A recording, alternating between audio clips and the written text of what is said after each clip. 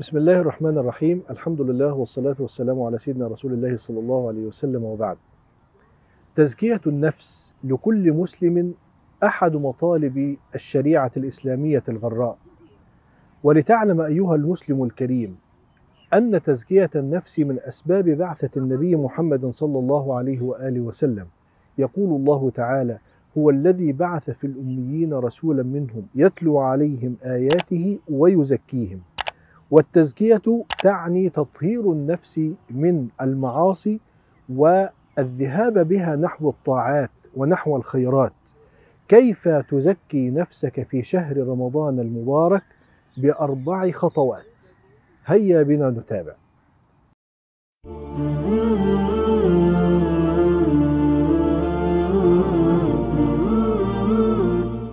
الحمد لله رب العالمين، والصلاة والسلام على أشرف المرسلين ورحمة الله للعالمين سيدنا محمد صلى الله عليه وعلى آله وصحبه وسلم، وبعد. الخطوات ال4 لتزكية النفس الإنسانية تكمن فيما يلي. الخطوة الأولى: أن تعرف أيها المسلم الكريم حقيقة ذاتك. فقد ورد في القرآن الكريم لفظ الجسد ولفظ الروح ولفظ النفس. فهل هذه المصطلحات تعرف أنت الفرق بينها وبين بعضها؟ إذا عرفت الفرق يسهل عليك كيف تتعامل مع ذاتك.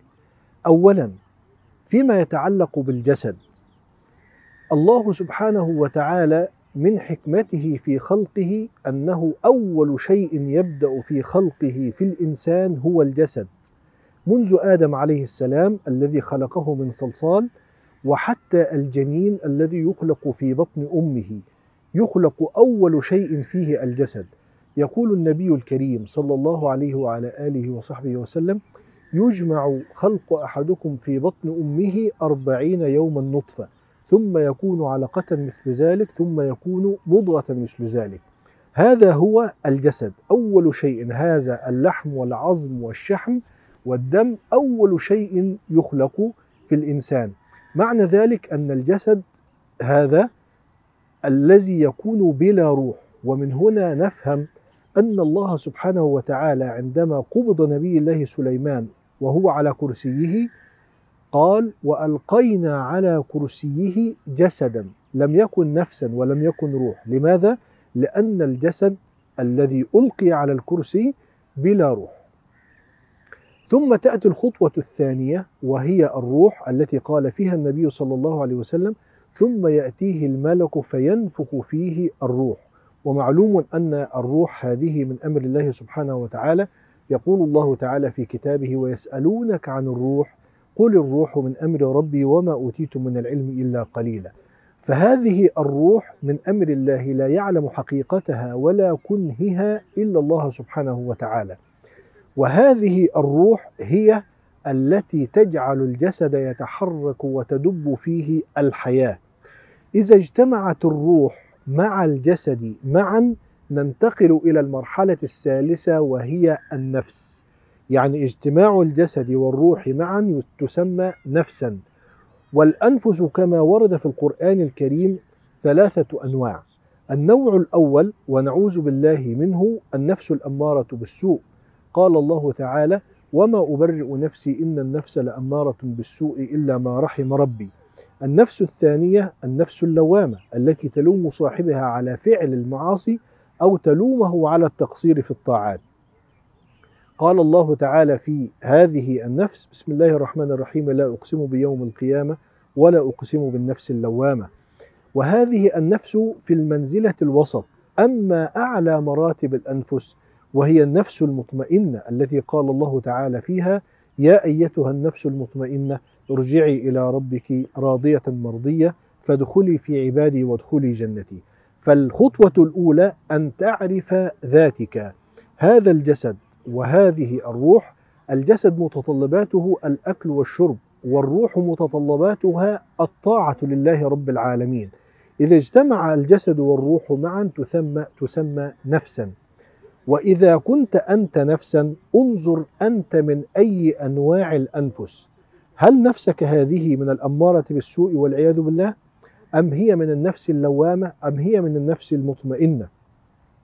إذا أنت عرفت هذه الخطوة ننتقل بعد ذلك إلى الخطوة الثانية في تزكية النفس، وهي ماذا؟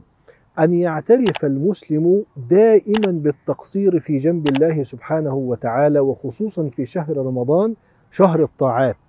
مثلا لا تغتر بصيامك، لا تغتر بصلاتك، لا تغتر بقراءتك للقرآن الكريم، لا تتذكر الطاعة في شهر رمضان، بل تذكر ما فعلته قبل رمضان. ولتعلم أنك إذا اتهمت نفسك بالتقصير ازددت في عمل الخير والطاعات.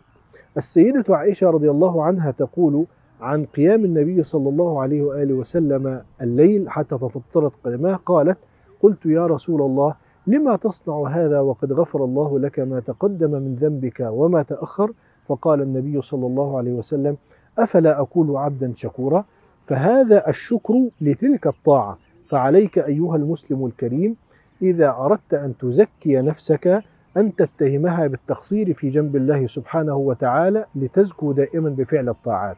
الخطوة الثالثة أن تدخل إلى الله سبحانه وتعالى من باب الانكسار والذل وليس من باب الافتخار والاغترار، بمعنى أنك إذا أردت أن تطيع الله سبحانه وتعالى تذكر أنه هو الجليل، هو القهار، هو الجبار، هو القوي، هو المتين، هو الفرد الصمد الأول الآخر. كل هذه المعاني استحضرها في نفسك وفي قلبك، فتدخل إلى الله سبحانه وتعالى بطاعتك من باب الذل والانكسار. يقول أحد الصالحين: رب معصية أورثت صاحبها ذلا وانكسارا خيرا من طاعة أورثت صاحبها عزا واستكبارا. فعليك أن تدخل إلى الله سبحانه وتعالى بطاعتك من باب الذل والانكسار. أما الخطوة الرابعة وهي أن تتذكر الموت دائما، ولك أن تتخيل أنه جاءك شخص أو جاءك ملك وقال لك: السلام عليك يا أستاذ فلان، هذا الشهر الكريم شهر رمضان هو آخر شهر تصومه في حياتك، كيف تكون عبادتك لله رب العالمين؟ عليك أن تتذكر الموت دائما، ولتعلم أن من أسباب فساد القلوب التي يترتب على إصلاحها تزكية النفس هو طول الأمل وعدم العمل وحب الدنيا ونسيان الآخرة. هذه الأمور هي التي تبعدك عن تزكية النفس. والأديب المصري مصطفى صادق الرافعي رحمه الله تعالى يقول في كتابه الماتع وحي القلم: إنما يحمل إلى القبر من شفي من مرض الحياة. بمعنى أنه يصور لنا أن هذه الحياة وكأنها مرض لمن؟ لمن أحب الدنيا، لمن لم يعمل، لمن كره الآخرة، لمن كره لقاء الله سبحانه وتعالى.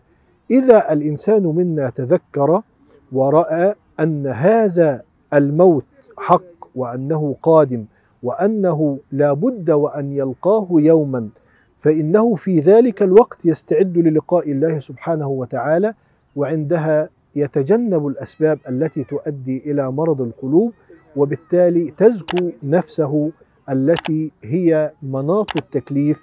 فنسأل الله سبحانه وتعالى أن يزكي أنفسنا بهذه الأمور التي ذكرناها، وهي معرفة الذات والاعتراف بالتقصير والدخول إلى الله سبحانه وتعالى من باب الانكسار وتذكر الموت. كل هذه الأمور إذا فعلها المسلم تزكو نفسه إلى الله رب العالمين. نسأل الله تعالى القبول والإخلاص. والسلام عليكم ورحمة الله وبركاته.